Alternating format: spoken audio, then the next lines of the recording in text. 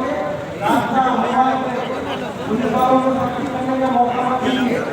मैं जनाब मोहम्मद महमूद अली साहब होम मिनिस्टर तेलंगाना स्टेट से गुजारिश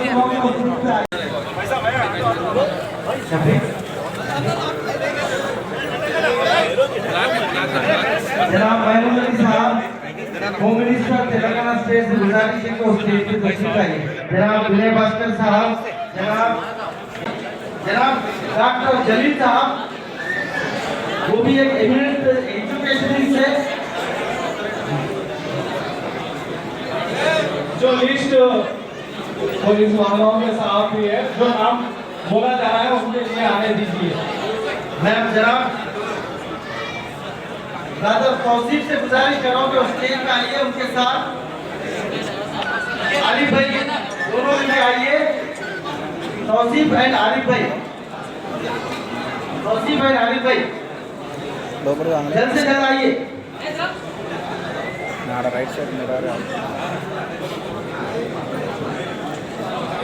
मुरारी हॉस्पिटल। मैं महमूद भाई जिले भाई से गुजारिश कर रहा हूँ, उनके साथ जुबेर भाई आइए।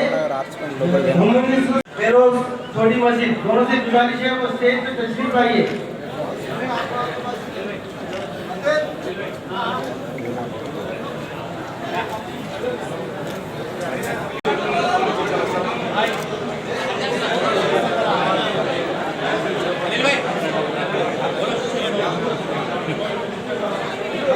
चलो यहाँ पर खड़े हुए प्लीज, मैं उनसे अदबन गुजारिश करता हूँ कुर्सी उसके ऊपर बैठे। मीडिया के भाइयों और इस प्रोग्राम में आए हुए तमाम भाइयों बहनों को मेरा सलाम और नमस्कार। उनके मीडिया के लिए फोटो की जरूरत थी, इसलिए उठाओ आराम से तकलीफ से आपको बात करूँगा। आपके जो अजीज डायनामिक मिनिस्टर MLA साहब है, जो चीफ विप है, अल्लाह से दुआ करते हैं इलेक्शन में जीतने के बाद आपके मिनिस्टर बनना चाहिए। నమస్కారం సలాము। ఈరోజు అనంతపురంలో చాలా పెద్ద ప్రోగ్రాం జరుగుతుంది। మానవూర్ సింగ్ గారు తెలంగాణ కోసం చాలా పోరాటం చేశారు, కాంగ్రెస్తో అలయన్స్ చేశారు, తెలంగాణ ఇవ్వలేదు। అలాగే మానవూర్ సింగ్ గారు పార్టీలో ఫామ్ చేసినట్టే ఒకటి ఎజెండా మా తెలంగాణ మనకు కావాలి। తెలంగాణ రాకుంటే మానవూర్ సింగ్ గారు 28 నవంబర్లో అంటే మనర్బాద్ చేసిన ఈ దీక్ష కోసం 11 రోజులు ప్రోగ్రాం చేస్తున్నారు। ప్రోగ్రాం కోసం స్థానిక ఎమ్మెల్యే వినయ్ భాస్కర్ గారు పిలిచారు। ఎందుకంటే ఈరోజు చాలా మైనారిటీస్ ఉన్నారు। దీక్షలు అంటే చాలా జోష్ వచ్చింది, అప్పుడు చాలా జోష్ ఉంది, ఇప్పుడు జోష్। వినయ్ భాస్కర్ అన్న తెలంగాణ మూమెంట్లో చాలా పార్టిసిపేట్ చేశారు, చాలా మూమెంట్లో అంటే చాలా సపోర్ట్ చేశారు। ఈ తెలంగాణ వచ్చే తర్వాత తెలంగాణ అంటే చాలా డెవలప్ అయింది। మానవూర్ సింగ్ గారు ఒకటి లీడర్ ఉన్న ఇండియాలో పార్టీ ఫామ్ చేసిన తెలంగాణ రాష్ట్ర సమితి 14 సంవత్సరాలు మూమెంట్ చేశారు। మూమెంట్ చేసిన తర్వాత తెలంగాణ మనకు వచ్చింది। ఆ రోజు దీక్ష కూర్చున్నప్పుడు 10 డేస్ అయ్యే రోజు ఆ టైం ఇక్కడ జయశంకర్ గారు, ప్రొఫెసర్ జయశంకర్ గారు ఉన్నారు, మా టీఆర్ఎస్ ఇంపార్టెంట్ లీడర్స్ ఉన్నారు, సార్ ఫ్యామిలీ ఉంది। డాక్టర్స్తో కలిసిన తర్వాత డాక్టర్ ఒక మాట చెప్పారు, 10 డేస్ అయింది మీరు దీక్ష చేస్తే అంటే కొంచెం ఆఫ్ చేస్తే బెటర్ అంటే కేసీఆర్ గారితో కలిసిన తర్వాత రిక్వెస్ట్ చేశారు ఆయన, సార్ మీ దీక్ష ఆఫ్ చేయాలి సార్, మీ హెల్త్ చాలా సీరియస్ అయింది, డాక్టర్ అడ్వైజ్ ఇస్తున్నారు, మీకు బ్రెయిన్ డ్యామేజ్ అయినాకి కిడ్నీ ఫెయిల్ అవుతుంది, లేకుంటే సార్ దీక్ష డ్రాప్ చేయాలి అంటే మా సీఎం గారు ఒకటి మాట చెప్పారు, మా ప్రాణం పోతే పర్వాలేదు, మన తెలంగాణ మనకు కావాలి। ఇది అట్లా लीडर इंडिया में इవ్వలేదు। इसलिए मैं तमाम मेरे भाइयों से बताना चाहता हूँ, हिंदुस्तान में कोई एक पार्टी है तो टीआरएस पार्टी है, जो तेलंगाना के लिए बनी है, तेलंगाना की तरक्की के लिए काम करे। तेलंगाना बनने से पहले बहुत मसाइल थे। हमारे सीएम साहब ने 8 साल में लोग गुजरात मॉडल कहते हैं, वो 0 मॉडल है हमारे मुकाबले। तेलंगाना मॉडल सारे इंडिया के स्टेट के चीफ मिनिस्टर देख रहे हैं, आवाम देख रही है तेलंगाना किस तरह तरक्की कर रहा है। आज तेलंगाना के किसान बहुत खुशहाल है। साबिका में किसान सुसाइड किया करते थे, सीएम साहब ने राइतु बंधु राइतु बीमा स्कीम के तहत, उसी तरह ओल्ड एज पेंशन है सारे लोगों को जो 65 साल की उम्र थी उसे सीएम साहब ने 57 ईयर किया है। और उन्हें पहले साबिका हुकूमत में गिने चुने लोगों को पेंशन दिया करते थे, आज लाखों लोगों को पेंशन जो 200 रुपये से 2016 रुपये दी जा रहा है। सीएम साहब रेजिडेंशियल स्कूल 1000 से ज़्यादा रखकर सारे लोगों को अच्छी तालीम दे रहे हैं। इसी तरह सीएम साहब हर शोबे में तमाम कौमों को तरक्की का मौका अता करें, क्योंकि आज बहुत सी माइनॉरिटी यहाँ पर है। माइनॉरिटीज़ के लिए सीएम साहब ने 2014 के बाद रेजिडेंशियल स्कूल ओपन किया। साबिका में 65 साल कांग्रेस और तेलुगु देशम ने यहाँ हुकूमत की, 48 साल कांग्रेस ने हुकूमत की, 17 साल तेलुगु देशम ने हुकूमत की, 65 साल में सिर्फ 12 रेजिडेंशियल स्कूल थे। हमारे सीएम साहब ने तेलंगाना बनने के साथ 204 रेजिडेंशियल स्कूल ओपन किए, जिसमें 1,40,000 बच्चे तालीम हासिल करते हैं। सीएम साहब का मकसद एक ही है, सारे कौमों के साथ मुसलमानों के तरक्की के मौके अता करें, उन्हें भी अच्छी से अच्छी तालीम दें। सीएम साहब ने बहुत अच्छी तरीके से कई एक स्कीम लाते हुए शादी मुबारक स्कीम इतनी बेहतरीन स्कीम है। आज 2,11,000 मुस्लिम लड़कियों की शादी कराएं। तकरीबन 12 लाख से ज़्यादा हमारी बच्चों की शादी करवाने वाले कोई सीएम है तो केस हर तरीके से मुसलमानों को तमाम कौमों को डेवलप करने के लिए सीएम साहब ने बहुत अच्छे स्कीम लाए हैं। इसके तहत तेलंगाना तरक्की कर रहा है। आज आप देखते हैं तेलंगाना में इंडस्ट्रीज आए, बहुत लोगों को मुलाजमतें मिल रहे हैं। हर शोबे हयात में सारे कौमों को तरक्की करने का मौका अता किया गया। खासतौर से तेलंगाना में लैंड ऑर्डर जो है इंडिया में number 1 land order Telangana state. Telangana state peace और अमन का गवारा स्टेट है। साबिका में क्रिमिनल राइट्स हुआ करते थे, सीएम साहब ने उस पर बहुत अच्छा कंट्रोल करते हुए लैंड ऑर्डर कंट्रोल किया है और ख़ास नेक्सलिज्म का खात्मा किया है। हर लोगों को तरक्की करने के मौके अता किए गए। इसलिए मैं तमाम आज देखते हैं कई लोग बड़ी बड़ी बातें करते हैं। 2014 में बीजेपी सेंटर में हुकूमत बनी है और हमारी स्टेट में टीआरएस हुकूमत बनाई है। अगर हमारे स्कीम देखा जाए तो 50 स्कीम है जिसकी वजह से सारी आवाम खुशहाल है। वही दूसरी तरफ बीजेपी को देखिए, कांग्रेस ने 48 साल तक हमारे साथ नाइंसाफी की और बीजेपी हुकूमत बनने के बाद एक भी एजेंडा ऐसा नहीं है उनका जो इम्प्लीमेंट करते हुए सारे आवाम को फ़ायदा पहुँचे। बहुत बड़ी बड़ी बातें करते हैं। हिंदुस्तान के हालात बहुत दिन ब दिन ख़राब होते जा रहे हैं।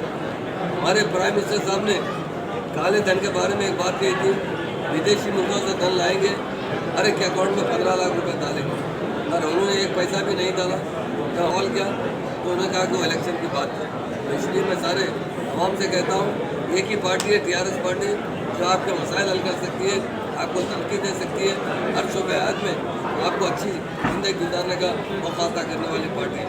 तो तमाम भाइयों का मैं आज जो मीटिंग में है शुक्रिया करता हूँ। और हमारे विनय भास्कर साहब बहुत अजीज इंसान है, बहुत प्यार और मोहब्बत से मिलते हैं। सारे हिंदू मुस्लिम हर कोई उनके किरदार है। उससे कई लोगों ने कहा साहब विनय भास्कर साहब बहुत अच्छा काम करते हैं, साहब उनको बहुत अच्छे लीडर हैं। हम यही चाहते हैं ऐसे लीडर हमारे काम कर रहे हैं, उन्हें ताकत बख्शे, उन्हें जीता है। जो सीएम साहब यकीन हम उन्हें घाट पीट कहते हैं, ऐसे सीएम हिंदुस्तान में कहीं पर भी नहीं है जो तेलंगाना स्टेट में उन्होंने कभी अपनी जान की परवाह नहीं की। इसीलिए आज दीक्षा का 14 दिन मना रहे हैं, जिसमें काफ़ी रोज़ एक प्रोग्राम करते आ रहे हैं विजय भास्कर साहब। आज खासतौर से माइनॉरिटीज़ का प्रोग्राम रखा गया। माइनॉरिटीज़ भाई भी हमेशा टीआरएस के साथ है, तेलंगाना तहरीक में भी साथ रहे। तेलंगाना बनने के बाद 2 बार भी बड़ी सपोर्ट से टीआरएस पार्टी को जीता है। और तमाम माइनॉरिटीज़ भाइयों का जो सेकुलर पार्टी है जो आपकी खिदमत करते हुए आपको तरक्की दिलाना चाहती है। बहुत से लोग बड़ी बड़ी बातें करते हैं। हमारे शर्मिला मैडम वाईएसआर पार्टी के ये तो बीजेपी के एजेंट की तरह काम कर रहे हैं, सिर्फ धंधे करते रहते हैं, कोई प्रोग्राम नहीं है, कोई एजेंडा नहीं है, खाली तनकीद करना और टीआरएस पार्टी को बदनाम करना, ये उनका शुबा है। इसलिए मैं तमाम आवाम से गुजारिश करता हूँ, ऐसे नाम नयाद पार्टियों को बात मत सुनिए। टीआरएस पार्टी आपकी घर की अपनी पार्टी है, उसका साथ दीजिए, हमेशा उसके साथ रहिए। ये कहते हुए मैं अपनी बात खत्म करता हूँ। मीडिया भाइयों का भी शुक्रिया। కార్యక్రమానికి ముఖ్య అతిథిగా విచ్చేసినటువంటి మనందరి ఆత్మీయులు సౌమ్యులు మరి ఆనాటి ఉద్యమ కేసీఆర్ గారికి అత్యంత సన్నిహితుడు, గౌరవ హోమ్ మినిస్టర్ పెద్దలు మహమూద్ అలీ సాహెబ్ గారికి, అదేవిధంగా ఈనాటి కార్యక్రమానికి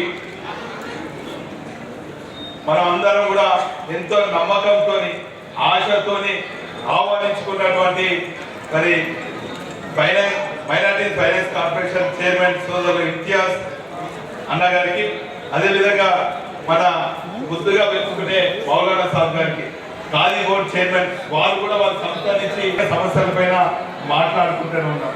అయితే చాలా మంది ఈ 11 రోజులు ఎందుకు చేస్తున్నావు, తెలంగాణ వచ్చింది అంటే వచ్చినాక ఇంకెందుకు చేస్తున్నావు అని చాలా మంది నన్ను మిత్రులు చాలా మంది అడగడం జరిగింది. కానీ నేను ఒక్కటే చెప్పినాను, స్వతంత్రం వచ్చి 70 సంవత్సరాలు అయింది, ఇప్పటికీ ఎందుకు చేసుకుంటామో 60 ఏళ్ళ తెలంగాణ ప్రజల కళను నిజం చేసినటువంటి మరి ఆ తెలంగాణ ఉద్యమ నేత త్యాగాన్ని, మరి ఆ త్యాగంలో ఆ ఉద్యమంలో మరి అనేక మంది అమరులైన వాటి పరిస్థితులు గుర్తించుకోవాలి, అనేక మంది ఉద్యమకారులు జైలు పోయి వాళ్ళందరినీ గౌరవించుకోవాలనే ఉద్దేశంతో ఈ 11 రోజులు చేయడం జరిగింది అన్నటువంటి విషయాన్ని కూడా ఈ సందర్భంగా తెలియజేస్తారు. ఎందుకు అవుతున్నాయని అన్నారు. ఈ పవిత్ర దినాలు ఈ 11 రోజులు పవిత్రలు అడిగారు. నేను వారికి చెప్పినాను, రంజాన్ పవిత్ర దినాలు ఏ తిరిగేది ఉంటాయో తెలంగాణ రాష్ట్ర సాధన కోసం కూడా 11 రోజులు పవిత్ర దినాలని కూడా ఈ సందర్భంగా తెలియజేస్తున్నాను. రంజాన్ పవిత్ర దినాల్లో మనం ఏ తీరిగైతే ఉపవాసం ఉంటామో, ఆ అల్లాను గుర్తు చేసుకుంటామో, నీతి నిజాయితీ నిబద్ధత కోసం, న్యాయం కోసము ఆ రంజాన్ పవిత్ర దినాలలో ఏ తీరిగైతే నమాజ్ చేసుకుంటూ ఉంటామో, ఈ 11 రోజులు కూడా ఆనాటి ఉద్యమ నేత నేటి ముఖ్యమంత్రి కేసీఆర్ గారు అన్నం తినకుండా నీళ్లు తాగకుండా మరి ఈ తెలంగాణ ప్రజలకు న్యాయం జరగాలి, ఈ ప్రాంతాన్ని అభివృద్ధి చేయాలని చెప్పి ఆ 11 రోజులు మరి నిరాదీక్ష చేసింది. కాబట్టి మరి పవిత్ర దినాలని చెప్పి ఈ సందర్భంగా మీ అందరూ కూడా తెలియజేస్తున్నాం. మరి ఈ రోజు ఈ 11 రోజులు అనేక ఉద్యమకారులను, అనేక వర్గాలను ఈ రోజు నా మైనారిటీ సోదరులు ఎడ్యుకేషన్, ఎన్లైట్మెంట్, ఎంపవర్మెంట్. ఎన్లైట్మెంట్ ఎందుకు అంటున్నట్టే ఇంతకుముందే టిమ్రిన్స్ గురించి చాలా మంది సోదరులు చెప్పారు. మొన్నటికి మొన్న నేను లైబ్రరీ చైర్మన్ అజీజ్ ఖాన్ గారు మన టిమ్రిన్స్ సందర్భంగా 2-3 రెసిడెన్షియల్ స్కూల్కి పోతే అక్కడ వాళ్ళందరూ కూడా చెప్పడం జరిగింది, మరి ఇక్కడ మైనారిటీస్ ఇంకా చేరుతలేరని. ఈ వేదిక ద్వారా నా అమ్మలను, నా అక్కలను, నా చెల్లెలను, నా అన్నలను అందరూ కూడా శిరసొచ్చి విజ్ఞప్తి చేస్తున్నా, ఒక అన్నగా ఒక తమ్ముడుగా మీకు ప్రాధాన్యపడుతున్నా.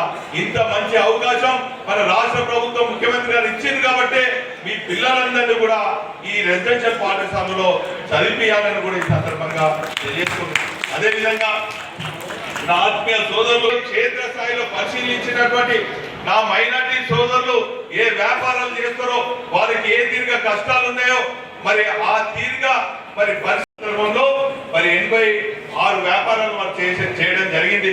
వారికి ఖచ్చితంగా వారి వ్యాపారంతో పాటు వారు చేసుకొని, కానీ దయచేసి వాళ్ళ పిల్లలను మాత్రం ఈ వ్యాపారంలో ఉండవద్దని కూడా ఈ సందర్భంగా తెలియజేస్తున్నాను. ఇప్పటికేంటి ఏం లేదు, ఇప్పటికీ అనేక మంది మా మైనారిటీ సోదరులందరూ కూడా బ్రహ్మాండంగా రెసిడెన్షియల్ పాఠశాల చదువుతున్నారు, రెసిడెన్షియల్ కళాశాల చదువుతున్నారు, ఓవర్సీస్ స్కాలర్షిప్ తీసుకుంటారు.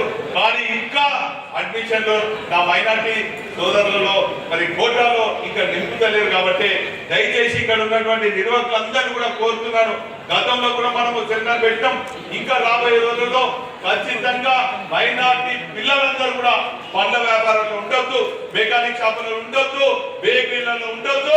వీళ్ళందరూ కూడా నా మైనారిటీ పిల్లలందరూ కూడా మరి మైనారిటీ రెసిడెన్షియల్ స్కూల్లో ఉండాలి, బ్రహ్మాండంగా మరి ఎడ్యుకేట్ కావాలి, డాక్టర్లు కావాలి, ఇంజనీర్లు కావాలి, ఇండస్ట్రియలిస్టులు కూడా కావాలని చెప్పి ఈ రోజు ఈ వేదిక ద్వారా నేను విజ్ఞప్తి చేస్తున్నాను. అదేవిధంగా ఈ అనేక సమస్యలపై ఉన్నది మరి మైనారిటీలకు మరి పుట్టబోయే బిడ్డ కానించి మరి పార్టీ కాలు తప్పుకున్నటువంటి అనేక పథకాలు పెద్దలందరూ కూడా వివరించి నేను వాటికి జోలికి పోదలుచుకోలేదు. కానీ గతంలో ఒక నగరంలో ఉన్నటువంటి బ్రహ్మాండ స్థలంలో వక్ఫ్ బోర్డ్ స్థలం ఉన్నది అన్నగారు. మరి ఆ స్థలంలో కొంత కేసు ఉండే, అవన్నీ కూడా క్లియర్ చేయించడం మౌలానా సాబ్ కూడా తెలుసు. మరి సుబేదారులు ఉన్నటువంటి ఆ వక్ఫ్ బోర్డ్ ప్రాపర్టీ అంతా క్లియర్ అయిపోయింది. మొన్ననే మరి కేటీఆర్ గారితో కూడా మాట్లాడడం జరిగింది. ఇప్పుడు పెద్దలు మన మహమూద్ సాబ్తోని ఇంటియార్తోని మౌలానా సాబ్తో కూడా విజ్ఞప్తి చేస్తున్నాను. అతి త్వరలో అక్కడ బ్రహ్మాండంగా నా పరంగా నేను విజ్ఞప్తి చేస్తున్నాను, మీ పరంగా కూడా మీరు చేయాలి. ఈశ్వరన్నతో కూడా మాట్లాడినా అతి త్వరలో ఒక 100 రోజుల్లోపు అక్కడ ఫౌండేషన్స్ వేసేదానికి ఒక బ్యాంక్వెట్ హాల్తో పాటు స్కిల్ డెవలప్మెంట్ సెంటర్లు ఏర్పాటు చేసేదానికి మనమందరం కూడా కంకణ బాధలు అయిదామని కూడా ఈ సందర్భంగా తెలియజేసుకుంటున్నాం. అక్కడ బ్రహ్మాండంగా మరి అక్కడ ఒక స్కిల్ డెవలప్మెంట్ సెంటర్ కావాలి, బ్యాంక్వెట్ హాల్ కావాలి, కింద ప్రైమ్ లొకాలిటీ కాబట్టి దానికి వచ్చే విధంగా కూడా అక్కడ ఒక వ్యాపార ఒక స్థలాన్ని మనం ఏర్పాటు చేసుకుందాం అన్నటువంటి విషయాన్ని కూడా ఈ సందర్భంగా తెలియజేసుకుంటూ, కానీ ఈరోజు ఇంతకుముందు చాలా మంది పెద్దలు అన్నారు, గంగా జమున తహసీం అన్నారు.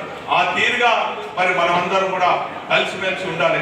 కానీ కుట్రలతోని కుతంత్రాలతోని కులాలతోని మనందరిని వివరించే శక్తులు వస్తున్నాయి, యుక్తులు వస్తున్నాయి, సంస్థలు వస్తున్నాయి. మరి ఢిల్లీ నుంచి అనేక మంది బాణాలు ఇస్తున్నారు. ఆ బాణాలకు మనం గాయం కావద్దని చెప్పి ఒక సోదరుగా, ఒక అన్నగా, ఒక తమ్మునిగా మీకు శిరసొంచి విజ్ఞప్తి చేస్తూ రెచ్చగొట్టే ప్రసంగాలు చేస్తున్నారు, మన గుండెను గాయపరిచే మరి ప్రసంగాలు చేస్తున్నారు.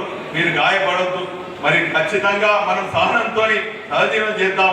ఈ తెలంగాణను పోరాడి సాధించుకున్న తెలంగాణను బంగారు తెలంగాణ నిర్మాణం కోసం అందరం కూడా కంకణబద్ధులు అయిదామని కూడా ఈ సందర్భంగా తెలియజేసుకుంటూ, ఇక్కడ చాలా మంది పెద్దలు ఉన్నారు. వ్యాపారస్తుల పైన కూడా దృష్టి సారించి వారి పిల్లలను బ్రహ్మాండంగా మరి ఎడ్యుకేట్ చేసే విధంగా ఈ కార్యక్రమం, ఈ సెమినార్ దోహదపడుతుందని కూడా ఈ సందర్భంగా తెలియజేసుకుంటూ, మరి ఇంత మంచి కార్యక్రమాన్ని నిర్వహించినటువంటి నా నిర్వాహకులు, మా అన్నలు, తమ్ముళ్ళు అందరూ కూడా వారందరూ కూడా పేరు పేరున కృతజ్ఞత ధన్యవాదాలు. ఎందుకంటే అందరి పేరు ఉచ్చరించలేకపోతున్నా దీనికోసం ఒక 5-6 రోజులు మా తమ్ముళ్ళందరూ కూడా బాగా కష్టపడ్డారు. వాళ్ళందరినీ కూడా శిరస్సు పేరు పేరున కృతజ్ఞత ధన్యవాదాలు. జై తెలంగాణ. अस्सलामु अलैकुम रहमतुल्लाहि बरकातहू। और यहाँ बहुत से हमारे सरदार भाई हैं, उन्हें से श्री अकाल और हिंदू भाइयों को नमस्कार। यकीनन आज का दिन और ये हमारे 11 दिन हमारे लिए बड़ी अहमियत के हामिल है। और आपके जो डायनेमिक MLA साहब है विनय भास्कर साहब, जो हमारे व्यक्ति है, उन्होंने 2 दिन पहले मुझसे बात की थी, कहा कि एक दिन आप भी आइए। मैंने कहा मेरा ताल्लुक तो हनमकुंडे से बहुत पुराना है, ये हमारे मीडिया दोस्त है। 2001 से हम लोग हमेशा इनके साथ बैठते थे, तेलंगाना पे बहुत डिस्कशन करते थे और बहुत हमेशा कहते थे आपके कलम के जरिए, जैसा अकबर भाई ने कहा कि इनकलाब आ सकता है तो ज़रूर इस्तेमाल कीजिए। मैं उनका शुक्रिया भी अदा करता हूँ। और हमारे जो माइनॉरिटी फाइनेंस कॉर्पोरेशन चेयरमैन आज इम्तियाज इसाक साहब भी मेरे साथ मौजूद है, और मौलाना यूसुफ साहब जो खादी बोर्ड चेयरमैन है। मैं आपसे ये पूछना चाहता हूँ, साबिका में कभी भी कोई खादी बोर्ड चेयरमैन मुसलमान बना क्या? खादी कपड़े भी वही पहनते थे, चेयरमैन भी वही रहते थे। CM साहब ने पहली मरतबा आपके हनमकुंडे से मौलाना यूसुफ साहब को, क्योंकि कभी आपसे पूछता हूँ मौलाना भी कभी चेयरमैन बनेगा, ये भी पूछना चाहता हूँ। CM साहब ने मुसलमानों को बड़ी इज्जत दी। लोग नहीं जानते, लोग बात जज्बात में बातें करते हैं। अरे हकीकत अगर देखा जाए तो आज तक कोई हमें इज्जत दिया, इज्जत देने वाले कोई है वो KCR साहब। इसलिए मेरे भाइयों से ताल्लुक मेरे बहुत पुराना ताल्लुक है। आज सबसे पहले CM साहब ने जब तेलंगाना बना तो मुसलमानों को इज्जत दी, तो डिप्टी CM का ओहदा मुझे दिया गया, आपके भाई को क्यों दिया गया? क्योंकि मुसलमानों में मायूसी बहुत थी। वो हमेशा ये समझते थे कि लोग वोट बैंक की तरह वह इस्तेमाल करते हैं, हमें कुछ नहीं करते। मैं तफसील से आपको बताऊंगा। पहली मरतबा CM साहब ने कहा कि नहीं मुसलमान को डिप्टी CM देना चाहिए, और दिया गया। अभी हमारे सरदार जी भाई ने बहुत अच्छी बात कही कि दूसरी मरतबा फिर अगर मौका दिया गया उनके साथ आपके खादिम, आपके भाई को होम मिनिस्टर का ओहदा दिया गया। क्या इससे पहले कभी ऐसी मुसलमानों को इज्जत मिली थी? इज्जत देने वाले तो अल्लाह ताला होते हैं, मगर यकीनन बंदों से भी काम लेने वाले भी अल्लाह ताला होते हैं। तो हम हमारे CM साहब की बहुत रिस्पेक्ट करना चाहिए। जिस तरह मेरे भाइयों ने कहा, अकबर साहब बहुत अच्छी बात बताए अभी नहीं तो कभी नहीं, आने वाले 60 साल तक भी टीआरएस की हुकूमत पर रहेगी। खुदा चेयरमैन श्री सुंदर राज साहब, लाइब्रेरी चेयरमैन अजीज खान साहब 2003 तक वही आने के बाद भी जब कुर्सियां जमा करते तो जब 10-15 लोग आते थे। आज अल्लाह का फजल है, शादी खाना भरकर लोग बाहर निकल रहे। और जनाब नाम दिखाए, मगर इसके पीछे मेरी बहनें यहाँ पूछना चाहता हूँ, आपका बच्चा सुबह का नाश्ता नहीं करता, दोपहर तक भी खाने को नहीं आया तो फौरन घर से बुर्का पहनकर बाहर निकल जाते, बच्चा सुबह से भूखा है, कहाँ है ढूंढना शुरू कर देते, पड़ोसियों से पूछते हैं कि मेरा बच्चा दिखा क्या। पर हमारे सीएम साहब ने 1-2 रोज नहीं 11 दिन ये दीक्षा बैठा, जब 10 दिन में उनकी हालत बहुत बिगड़ चुकी थी। जब प्रोफेसर जयशंकर साहब, विनोद भाई साहब और बहुत से लीडर थे हमारे, भास्कर राणा भी थे, विनय भास्कर राणा, पीढ़ी के उसे भी उन इमामों को दिया जाए तो बहुत बेहतर रहेगा। मेरे भाइयों बहनों, मैं यही कहने के लिए आपके पास आया हूँ कि आपके लिए अगर कोई पार्टी है तो टीआरएस पार्टी है, वो आपकी घर की पार्टी है। ये केसीआर साहब हमारे बहनों के भाई है, नौजवानों के वालिद की तरह है और बुजुर्गों के बेटे की तरह है। वो दिल से आपको मोहब्बत करते हैं, आपकी तेलंगाना की तहरीक को इतना आगे बढ़ाया उन्होंने, आज तेलंगाना हासिल किया। मैं आपसे एक बात पूछना चाहता हूँ, 1956 में क्या वजह थी कि इस तेलंगाना को आंध्र में मिला गया? इतने बच्चों के बाद, इतनी जद्दोजहद के बाद